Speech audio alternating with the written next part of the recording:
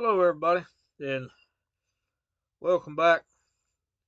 Today, or tonight, it's dark outside, but anyway, I'm going to go through adjusting the valves. I've on the 1776 that everybody's familiar with. Uh, I had to do some things. I changed the rocker shaft studs, and I had to torque down the heads because I forgot it happens, and thought I had a stripped out stud in the head, but actually it was stripped out nut. So anyway, I went ahead and put the high performance rocker shaft studs in there. So I want to recheck the valves. And a lot of people have different ways of doing it, and that's fine. And I'm sure there's a lot of videos out there, but this is the way I do it. First, you start out. I'm going to do one side, and then the other side is just the same, and I'll go through it. And then I think we're going to talk about pulleys and belts for a few minutes after I get done with this. But anyway, I got it set at top dead center on number one. And a lot of people, like I say, a lot of people go in different orders. But this is the way I do it. Now, a trick I learned a long time ago, when you pull the bail off of your valve cover, that's pretty tough. I used to get up there with my fingers until I busted my finger one time. That didn't feel too good. Then I used a screwdriver, and you're putting pressure on the bail, and over time, I guess you could stretch it. So what I do is I take a rag and I put it through there, and I just snatch it like that. Comes right off. And of course, putting it back on, you can't. I guess you could use a rag, but I don't. I just pop it back on with my hands. It's a little easier to go on than it is to take off. So, you're gonna need a 13 millimeter wrench. You're gonna need something to turn the crank pulley. So, just picked this up today. It's a breaker bar. It's a Blue Point breaker bar, and it's a lot cheaper than Snap-on, but it's it's still expensive. But anyway, got to get good tools, because I have a tendency of breaking the cheap ones. And I'm not saying I'm He-Man. I just break them. Now, this has got a larger cam in it. This has a AP3 cam, side duration. And I am looking for correct sizing. And stock engines are a little different. So, I use an offset. I actually got a Blue Point offset feeler gauge. It's a little easier to work with. I think this was, I don't know, 25 bucks or so. I can't really remember. Alright, and I'm trying to find the number 5. Well, anyway, different cams, unless it's stock. Stock's going to be about the same. It's usually 006 unless it's an early model. Then I think they adjust from the 4,000ths instead of 6,000. Some people go 8,000ths because they said it gives it a little more room, so you don't have to keep an eye on the valves as closely. You gotta adjust these things every 3,000 miles. The book says, whatever the book says, that's what I like to go with. Now, this particular cam, the intake, they're calling for 4,000ths, or 5,000ths, and they're calling for 7,000ths on the exhaust. So, I need to get up, and I need to get a 5,000 feeler gauge, and it won't be an offset one. It'll be a straight one. I like the offset ones. You can get in there a little better. So, hold on one second. Don't go anywhere. I'll be right back.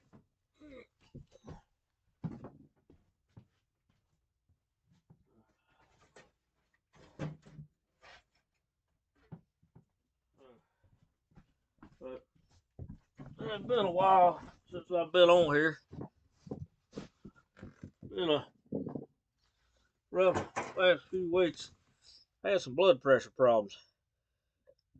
I've had high blood pressure for as long as I can remember, and so it got a little crazy on me.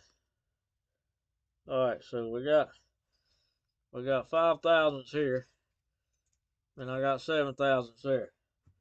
So I'm going to adjust the exhaust first, 7 thousandths, and that is loose. You can probably hear it.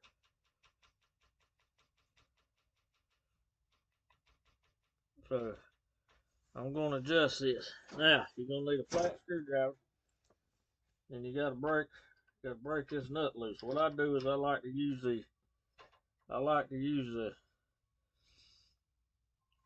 box inside, because I have spread out.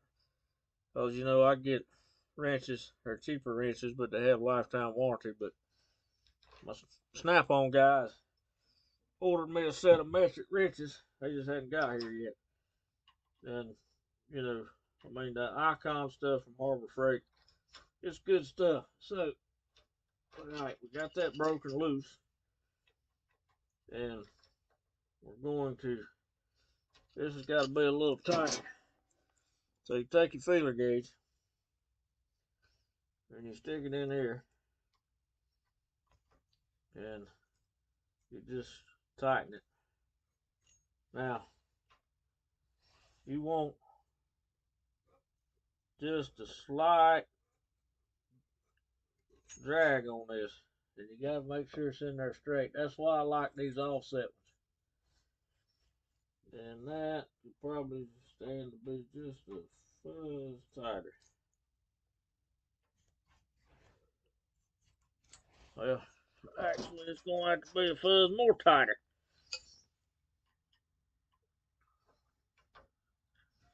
I ain't like that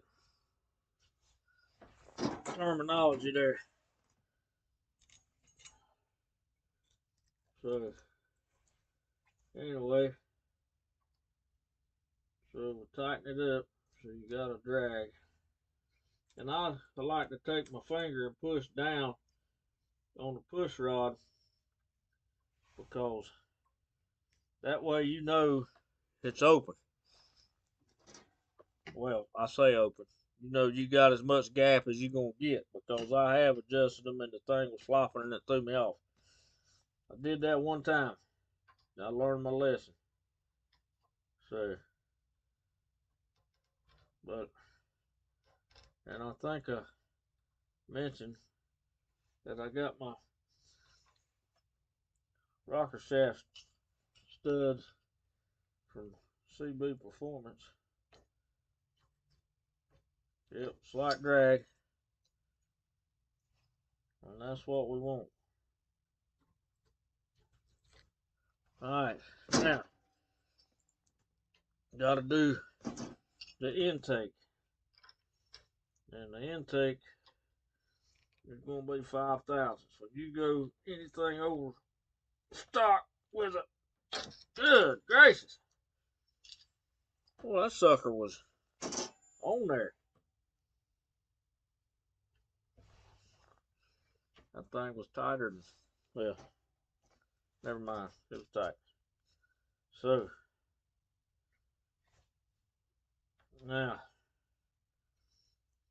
with just that, you want a slight drag.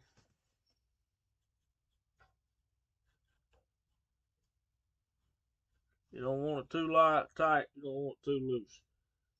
Got a slight drag there. And after I tighten it down, I always like to double check them, because you never know,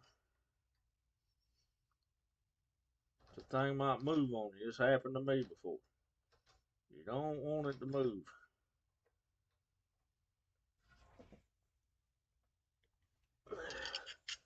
Make sure you get these things tight. You know, put a little bit of ugg on it.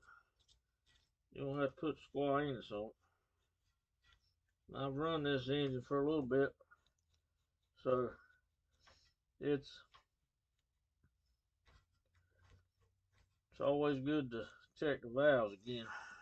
It's only run on the stand. So, alright, now, what I do is some people go 1, 4, 3, 2 in order to fire an order. Well, if I'm on the same side, get that sticker off of there's a Berg rocker shaft. Sticker wouldn't come off. It got a little oil on it. It's going to come off now, by George. So, I go backwards. And, because I'm already on this side, makes it a little easier. A little trick I learned a long time ago. When I first had Volkswagens when I was 20, I would look at the valves when they opened, and that's how I would do it.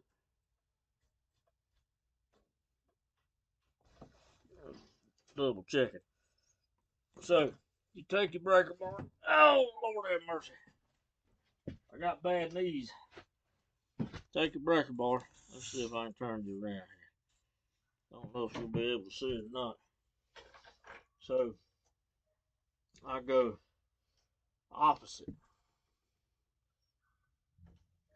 So, you roll it around. The bottom dead center.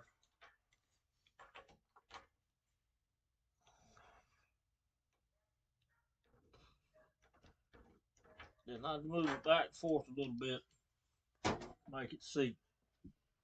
So, you know, when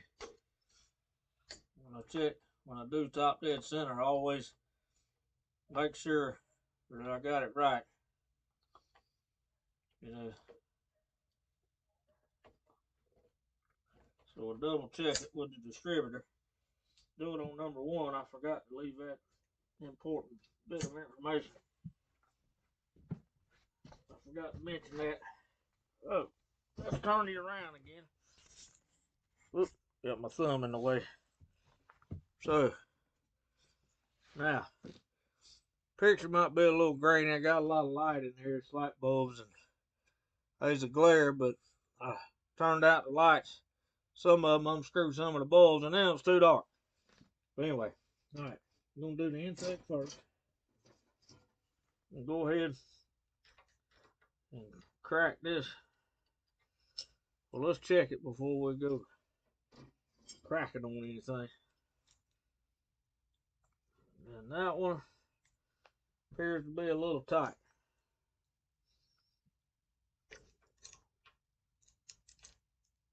That one appears to be a little tight. So we're gonna loosen this.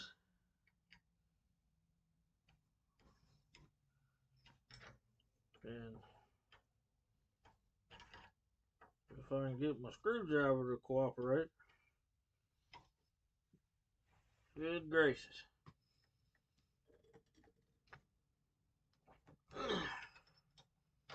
Good gracious. Man. No. I think I need a longer wrench.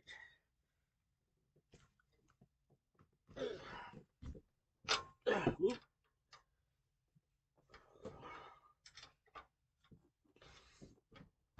There we go.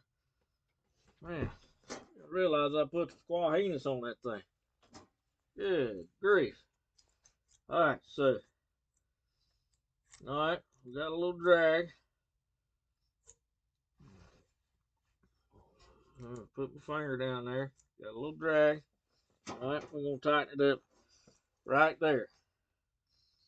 So.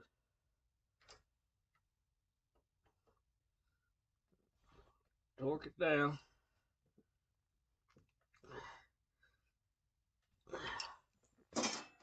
Double check it. Oh, I'm on the wrong one. Supposed to be the intake. I done messed it.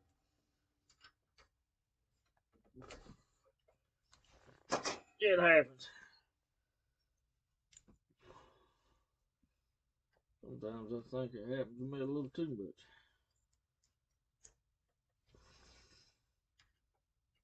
But anyway,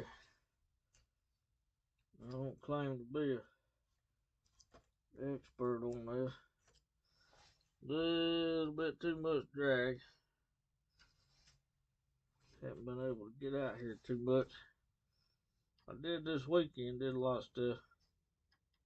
And last night, working a lot here lately. Alright, let's try that again.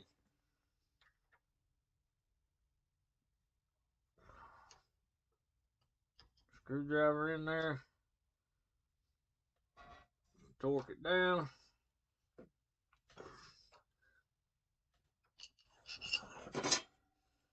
Double check it. 5 thousandths. A little bit of drag. Perfect. Alright. Now, exhaust. Got the right feeler gauge this time. Jeez. And we need to loosen up on this thing a little bit.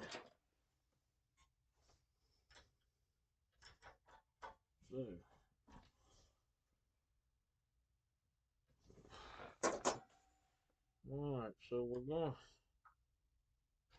loosen up on it. It takes a whole lot of loosen up there. Somebody's blowing the horn out there. Ringing the ghetto doorbell. Alright, so that's a little snug. We don't want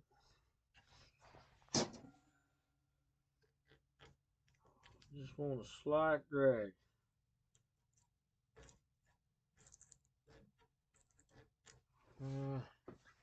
Let's tighten that up a little bit. You don't want your valves too loose. You don't want them too tight. And you gotta make sure your nuts are tight. One time I didn't get one tight. Thing came loose. Driving down the road. That was not good. But everything was laying in the valve cover.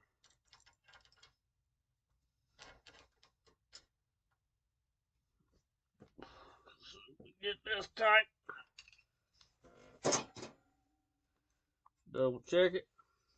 Hold your finger or thumb down there. You know, that way you know there's no slop in it. Alright, this side here is done. Now, like I say, I'm not going to do the other side. I think it's self-explanatory. And when you put these back together, take you some tacky sealant or air aviation sealant. Hang on, I'll show you what I use.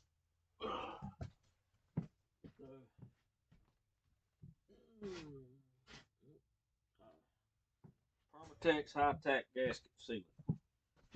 That's what I use. Doesn't matter what brand you get. It's high-tack sealant. It doesn't set up. See if you can see that.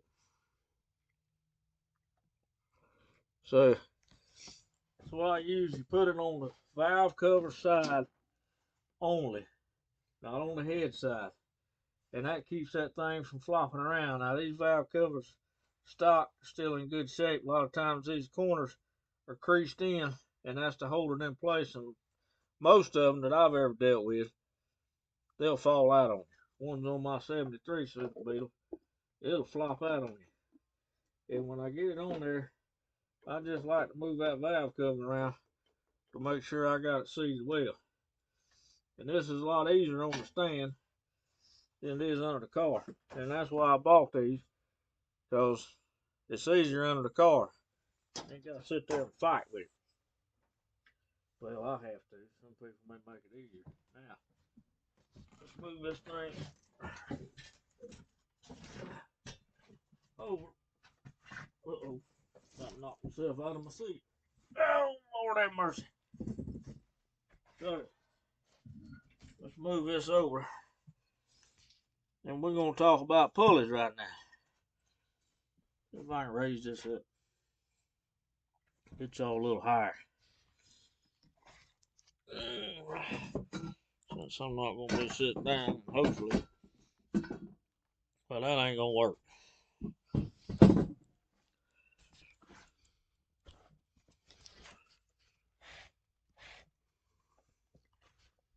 If this thing had a zoom on here. Alright, so now let me bring it in close. So I got my, had to take the engine apart to do some things. And I got it back together. And you can see I got some, I don't know if you make that out, I got some Save the Bug sticker and a Slash Beetle sticker on there. Hopefully it'll hold up. If not, that's fine. I'll buy more. They'll be happy to sell me more. So, and I've got more.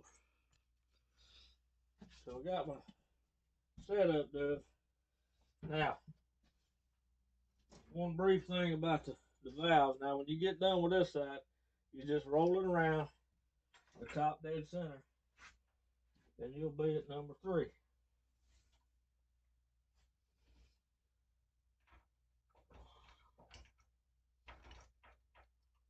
I'll move it back and forth a little bit to get it to set in there.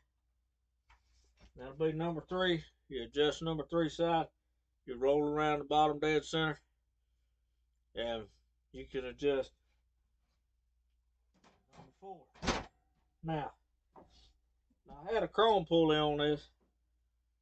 Well, I got 2 of these. I put one on and it was bent from the powder coater. So I didn't realize I had another pulley, and I found it. And that light's terrible, isn't it? Got a bad glare. Well, let's see if I can move it down here. That's a little better. Not much. So now, I found this and I said, I'm going to put this back on. Stock generator pulleys are better. Now, I had this scat.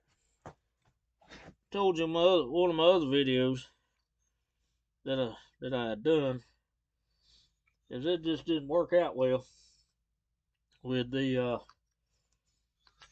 with an empty. I had an empty. See if I can move y'all back and get you a better angle.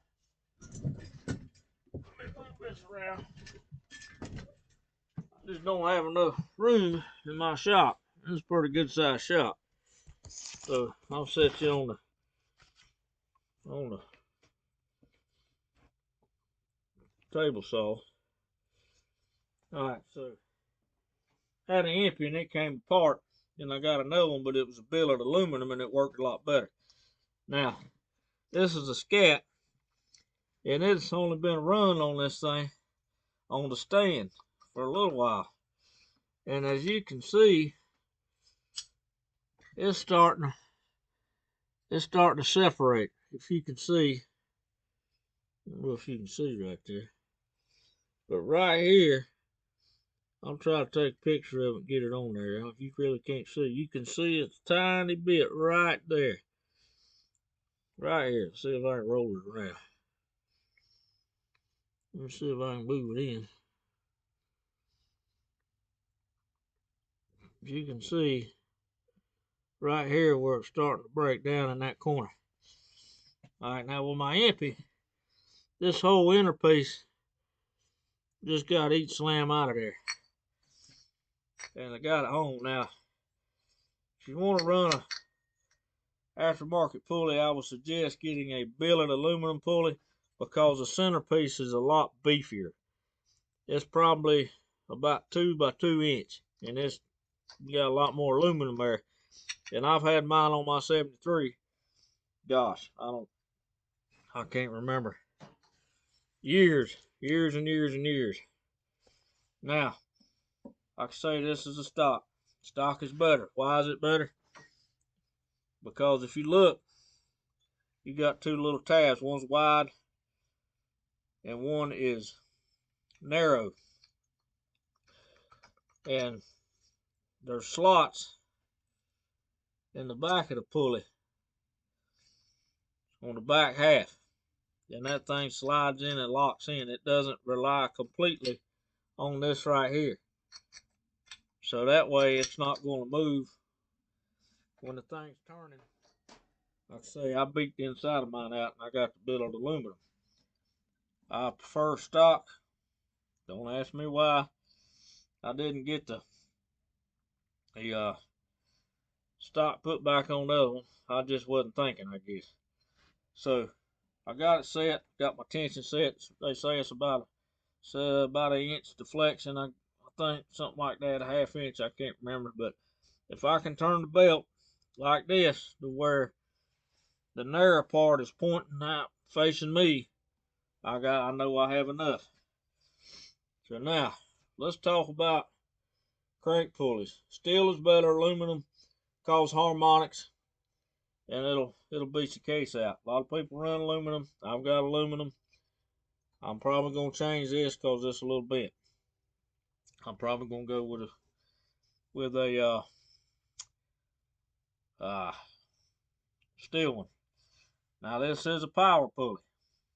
It is 5 3/4 of an inch instead of 7 1/2 over a stock pulley.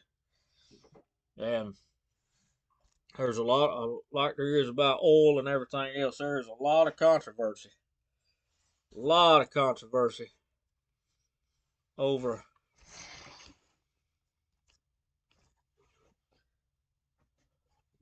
power pulleys and pulleys in general. Controversy over distributors, controversy over, should put gloves on. Oh well, controversy over oil, pulleys, you name it, there's controversy over it. Now, and they will tell you when you buy a power pulley, the manufacturer will tell you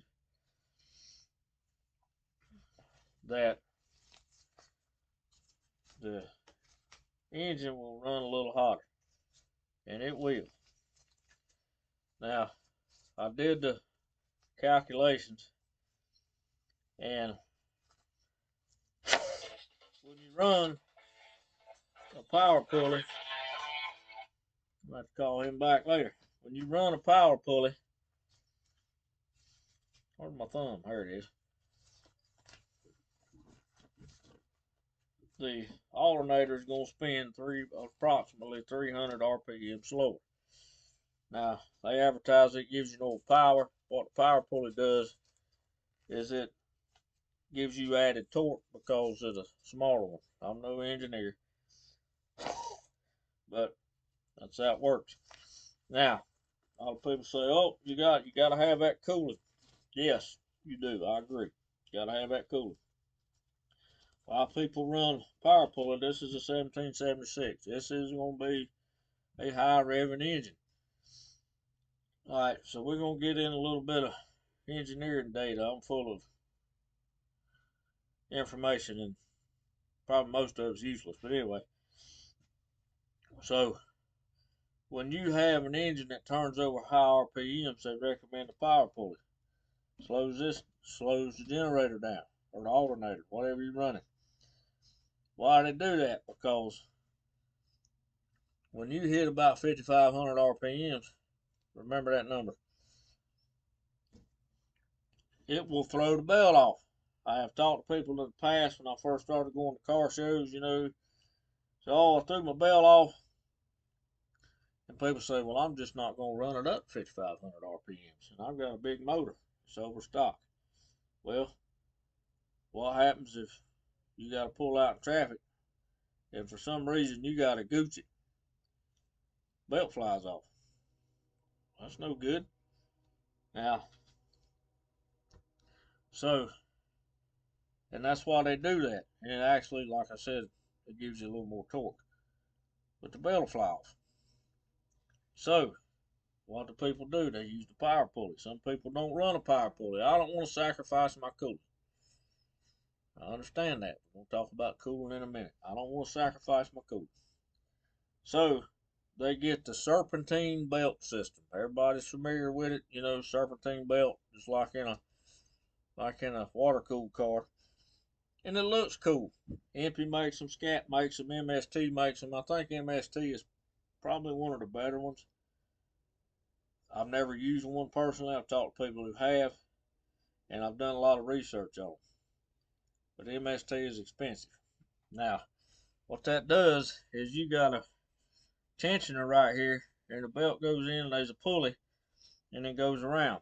Well, when these engines were designed, it was designed for this belt to slip. So sometimes when that fan's turning, the belt has to slip. That's the way it was designed. Alright? So they put in the serpentine belt system. You say, okay, I don't want to throw my belt. Well, what happens?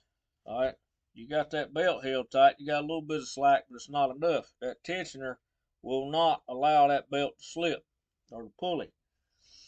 So what happens? Now, remember that number I told you to remember? 5,500 RPMs. Alright, when this fan reaches 5,500 RPMs, we can say it doesn't stall as in what we're thinking of stalling. At 5,500 RPMs and above, this fan cannot produce any more air. It's doing all it's going to do. So if you push it more, something is going to give. Either the belt's going to slip, the belt's going to fly off, or slip and fly off if you're running a stock pulley. And with a serpentine belt, it won't let that belt slip. It holds it in place. Belt won't fly off, but what'll happen is one or two things are going to happen. The fan's going to go wonk and be an egg shape, or it's just going to explode and blow apart. Something is going to give. And with a serpentine belt system, it's going to be the fan. So people say, well, I'm just going to run a welded fan. It's not a bad idea anyway. I ordered a welded fan and I did not get a welded fan, but that's fine. Excuse me. I'm popular this evening. So, you get a welded fan. Well, still, that belt's not going to slip like it was designed to do. You're using a different belt. Now that tensioner is locked in place, or the pulley. And from what I understand, the bearing wears out, pulleys wear out on these things. Now, my thing is, if you're going to do this, why don't you do it like a car? Make that tensioner pulley or idler pulley, make it to where it's spring loaded like on a regular car, so that thing it'll give. You know, it'll flex a little bit. Well, stop that. And so it'll flex, it'll give a little bit. Now, back to the power pulley. Oh, you're gonna sacrifice your cooling. 300 RPMs is a lot, actually. Well, so you compensate from that. I'm running a regular pulley in my other car. It idles about 800 RPMs. So pump this thing up to 1,000, 1,100, then I'm still gonna get 700 or 800 RPMs here. Now, with this, I am running a 1.5 quart sump. Gene Berg, when he was alive, he recommended it up a 1641 to 1776. For added cooling, you need to run a 1.5 quart sump. Anything larger than that, you run a 3-quart sump. People run 1.5 quart. I've seen people on 1776 and 1641s do not run a sump. And I've seen people that run a 1.5 quart sump on even larger engines. I'm not an expert, but I've got a 1.5 quart sump on this one, and I got a 1.5 quart sump on my 1641. Now, so, and I also am going to get a Venturi for the back end of my fan trowel, so it'll pull in more CFMs. You know, it's if you understand how Venturis work, you know, the air comes over the top and it gives it a little more velocity. So therefore raises your CFMs, your cubic feet per minute. So full of all kind of useless information. So I got that going, and I put some exhaust wrap on my extractor and my muffler to keep the heat out of the engine bay. And also purchase this thing. Thing's long. Oh, get out. This is a Gene oil temperature dipstick. Now, it's got a thermocouple in it. It comes with a connector that's got two on there, so you can still hook up your idiot light. And this hooks up to another one. When this thing reaches 227 degrees, your oil light will flicker. And it will let you know that it's too hot. It needs to cool down. So, I've tried to take precautions. Roadrunner's tearing me up. To get this done, I also run a vacuum advanced distributor. Alright, it's been my experience. Before I ran a 009 on my other car, Miss Grace, my 73 Super Beetle. This is going into 72 Super. I ran a 009 for a long time, changed it a couple times because it went bad on a couple occasions.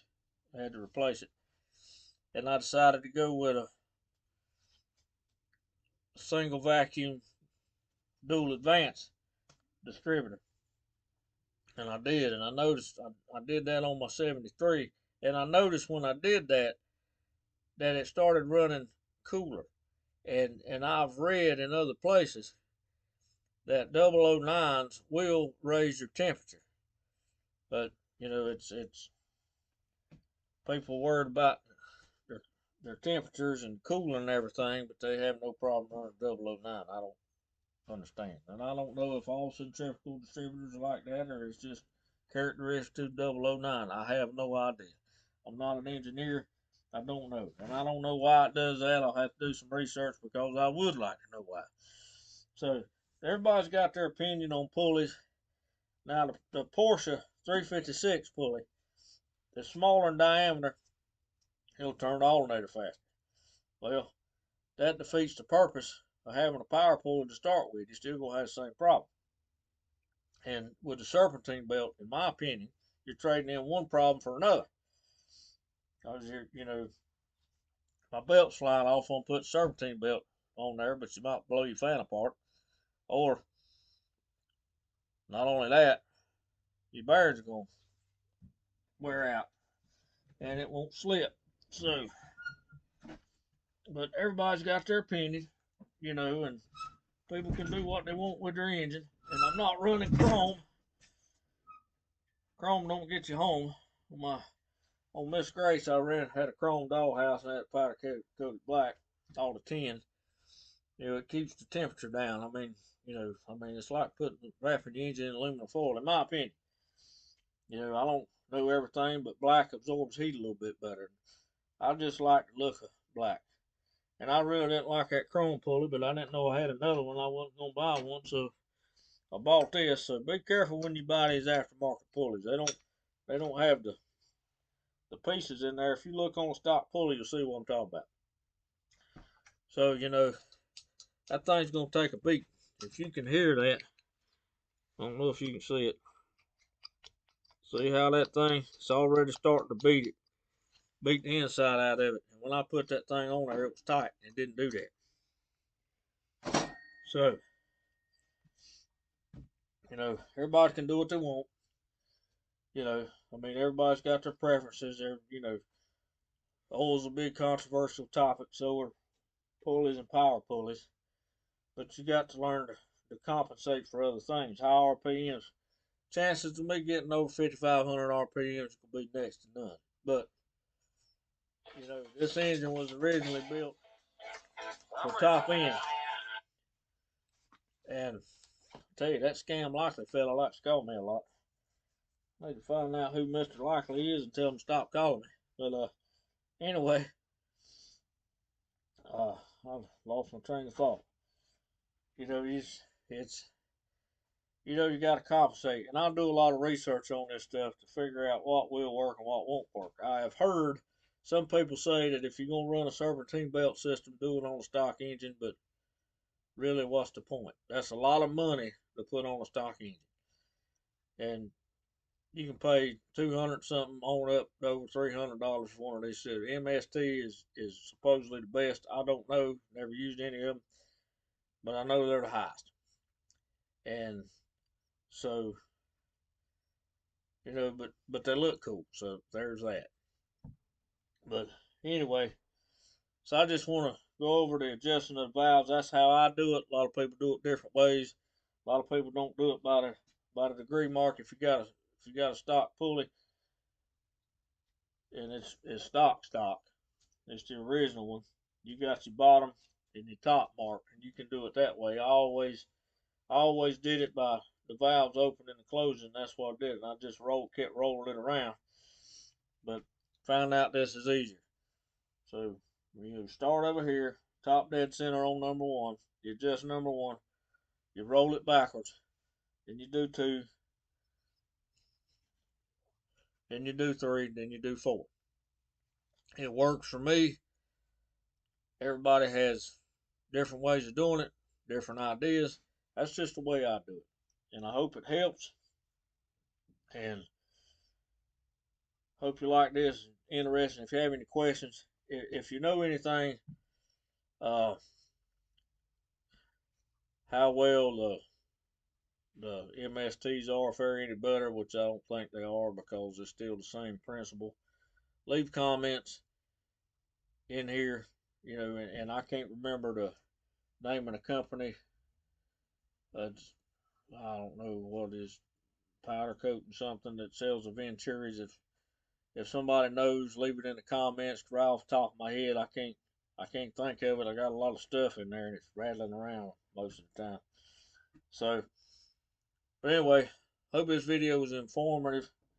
Please like and subscribe and leave some comments. I'd like to get some feedback. I'm not on here every week, every 2 weeks. It's just kind of hit or miss. But I would like to have some input, some comments, so I know, what y'all want to see, what y'all don't want to see, so on and so forth. I'm new to this. I'm still learning. So I'll try to, get better as time goes along. So thank you for watching. Everybody have a good evening. And remember, it takes a whole lot more energy to be ugly to somebody and be mean to somebody than it does to be kind. So be kind. Thank you.